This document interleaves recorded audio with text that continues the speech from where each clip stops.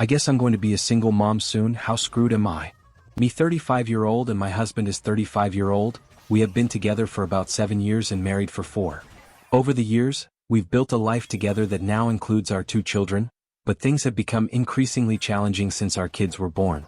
The pressures of parenting, combined with other responsibilities, have brought some rocky moments into our relationship. This year, our oldest child was officially diagnosed with autism, which added an entirely new layer of complexity to our family dynamic. For about a year and a half, I had suspected something was going on as our son was in speech therapy and certain developmental signs became more apparent to me. I spent that time observing, researching, and preparing myself for the possibility of what a diagnosis might mean. When we finally received confirmation earlier this year, I felt a mix of emotions, relief at having clarity but also the weight of knowing the journey ahead would require patience, understanding, and hard work. However, my husband has not been as engaged in this process. During the time I was trying to understand what was happening with our son, he seemed dismissive of my concerns, brushing them off as overthinking or unnecessary worry. Even after we received the official diagnosis, he continued to downplay its significance. While I've taken the lead in finding appropriate therapies, attending appointments, and coordinating with specialists, my husband has remained uninvolved. His attitude hasn't shifted much. He still acts like it's not a big deal, which has been frustrating and isolating for me as a parent. This lack of support has placed additional strain on our marriage, as I feel like I'm navigating this challenge alone. The emotional toll of this situation is difficult to put into words. Balancing our son's needs, managing our younger child, and trying to maintain some sense of normalcy within our marriage has felt overwhelming at times.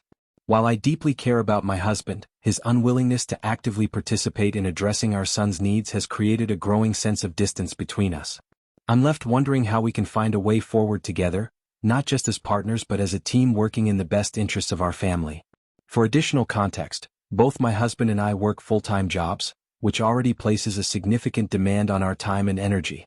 However, beyond our jobs, I am the one who manages nearly every other aspect of our lives. I take care of the kids, handle all the housework, manage our finances, and oversee the day-to-day responsibilities of running our household. Feels like I'm constantly juggling everything and it's exhausting. Our work schedules don't align very well, so we rarely have time together as a family. On weekends, I'm usually the one at home alone with both children. This adds to the already overwhelming nature of my responsibilities, as both of our kids are toddlers. Taking care of 2 toddlers is a lot on its own, but our oldest son's needs make the situation even more demanding. He is nonverbal, very hyperactive, and extremely destructive. He also engages in vocal stimming throughout the day, grunting and yelling loudly, which can be extremely draining to deal with for long periods of time. While I love my children deeply, the constant noise, physical demands, and need to keep up with my son's energy levels have left me feeling utterly burnt out for a long time now. The physical and emotional exhaustion has also impacted other areas of my life, including intimacy in our marriage. I find myself unable to initiate because I'm already overwhelmed by constant physical touch from the kids, whether it's being hugged, grabbed, or more often hit, kicked, or jumped on by my oldest. It's hard to find the emotional space for closeness with my husband when I spend my days feeling overstimulated and depleted. Over the past few months, I've noticed a growing sense of avoidance from my husband. When he's home, he's either playing video games or sleeping, which he attributes to being tired all the time. Although he did go to the doctor to check if there was a medical reason for his fatigue, no major health issues were identified. I haven't given him a hard time about it and have tried to be understanding, especially knowing he might be struggling to process our son's autism diagnosis. Recently, he has started going out at night more often. While I could have made an issue out of it, I chose not to. Instead, I simply asked him to be careful and not spend too much money. My approach has been to try to give him the space I thought he might need, hoping that he would eventually open up or re-engage with the family. However, this pattern of behavior, avoiding home life, disengaging from the kids, and now spending more time away at night, has been hard for me to handle, especially when I already feel so overwhelmed by everything else on my plate. Between balancing work, the kids, and all the household responsibilities essentially on my own needs and well-being have been pushed to the side. I feel like I'm doing everything I can to hold things together, but it's becoming harder to see how we can move forward as a couple and as a family when I'm carrying so much of the burden alone. Last night, everything came to a head. We got into an argument, and during it, my husband decided to pretend that he had a date set up with another woman, seemingly just to provoke me. It worked and I got upset, though I eventually calmed down and moved past it. However, later in the evening, the conversation took a different turn. He brought up a friend of his who also has children with autism, and he started to express his frustration about our son's condition. He admitted that he wished our son was normal, and while I understood where he was coming from and agreed to an extent, acknowledging how incredibly difficult and unprepared we were for this, it was painful to hear him say it so bluntly. Then he made a comment that caught me completely off guard. He said, "I'll give the therapy a couple more months before I make my decision." When I pressed him on what decision he was referring to, he told me it was about whether he would stay or leave. Hearing that was like a punch to the gut. I've been doing everything I can to keep our family functioning, and the thought of him potentially walking away, especially when I already feel like I'm carrying so much of the load, was devastating. The conversation didn't end there. He then brought up the fact that I don't initiate intimacy anymore, which he feels is a significant issue in our relationship. While it's true that I haven't initiated in a long time, it's not because I don't care about him. It's because I'm utterly exhausted and burnt out from everything else going on in our lives. I've explained this to him before. We've had this exact conversation in the past. I've told him repeatedly that I need more help, that I need him to step up with the kids and share the responsibilities more equally, but nothing has changed. Despite this, he still seems to see it as entirely my fault. What makes it even harder is that I've never turned him down when he does initiate. Even when I'm completely drained, even when there's no foreplay or any real effort on his part to make it enjoyable for me, I've always gone along with it because I know it's important to him. But his comments last night made me feel like all the sacrifices I've been making, all the effort I've been putting in to keep our family afloat, aren't enough. I don't know what more I can possibly do at this point. I'm stretched so thin between work, parenting, managing the house, and now dealing with the emotional fallout of his apparent unhappiness with me and our situation. I feel like I'm running on empty, and his inability, or unwillingness, to see or acknowledge that is making an already unbearable situation even worse. I honestly never thought he would throw in the towel so soon. To be honest, I'm disappointed he can't accept who our son is. I guess it's partly my fault, but I even told him I don't feel like a person anymore, I just feel like a caretaker. My whole life is so consumed with doing things for other people I don't have anything left in the tank. I don't feel good. I've been lonely for almost 2 years, being the only one that took charge to get our son help, nagging doctors, fighting to get spots on waitlists, trying to get him to communicate. My husband has made it clear that he isn't open to couples therapy, so I've stopped bringing it up because I know it won't go anywhere. At this point, even if I were to try to be more sexy or put more effort into rekindling intimacy, I can't help but wonder if it would even make a difference. He's already told me that he's halfway out the door, and it feels like his dissatisfaction goes far beyond just our relationship. His comments about wanting a normal son and his apparent inability to come to terms with our reality have been deeply hurtful. What's worse, he's made other remarks about having kids with someone else, which makes me feel like that's what he really wants. A fresh start with someone else and a life that doesn't include the challenges we're currently facing. I never imagined that he would turn on his family like this. When we got married and decided to have children, I thought we were building a life together, one where we would support each other through whatever came our way. But now it feels like that foundation is crumbling and he's ready to walk away. It's not just heartbreaking, it's disorienting. I'm left questioning everything I thought I knew about him and about us. The thought of being a single mom is terrifying.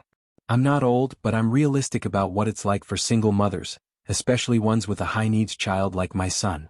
The demands of parenting alone are already overwhelming to think about, let alone the challenges of trying to date or build a meaningful relationship with someone new. I had always hoped to grow old with my husband, to build a life together that we could both be proud of. But if this doesn't work out, those hopes feel like they're slipping away. It's hard not to feel like my chances of finding lasting love are over.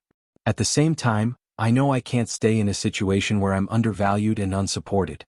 If he's already contemplating leaving, then it's clear that his commitment to this family isn't as strong as it should be. I can't fix this on my own, and I don't even know if he wants me to.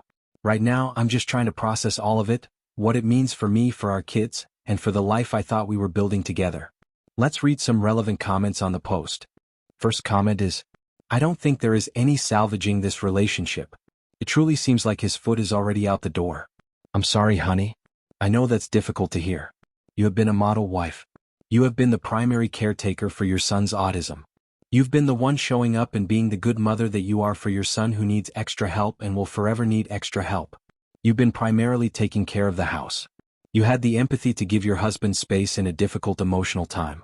You've made strides towards couples therapy. You've even made a point to satisfy his sexual needs despite the fact that your emotional needs aren't being satisfied. To me, you seem like a woman who loves her children, who loves her husband and cares about her marriage. Contrasting you is your husband, who can't accept who his child is, who doesn't make any effort to get him the help he needs, who ignores your requests for help, who sows insecurity in the relationship with his foot-out-the-door tactics and holding you in an emotional hostage situation. You will be a single mother, and that's probably the best thing for you. Don't buy into the trope that your love life is over. If what you've said about yourself above is true, there will be men that will fall at your feet. You're a good mother, a good wife, and a good woman. Good luck.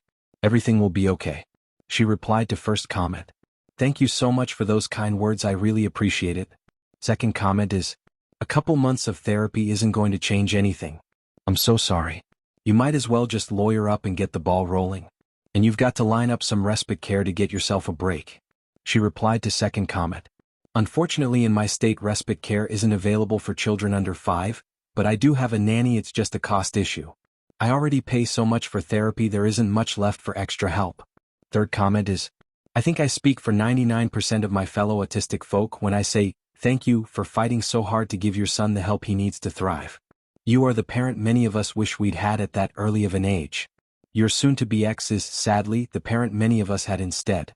Your son might not be able to fully verbalize or understand everything you've done for him now, but he will absolutely return the love and care you're showing him later in life.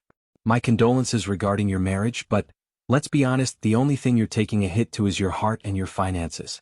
In terms of a workload, I'm willing to bet it's about to get a fully grown man's weight lighter. No more cleaning his messes alongside the kids, one less meal to make at dinner time, no more dealing with the emotional and physical labor of a dead bedroom, and no more distress from watching him be an absentee father despite being home with his kids around. You wouldn't be the first divorcee to realize just how much crap they were taking from their exes after they've left the house.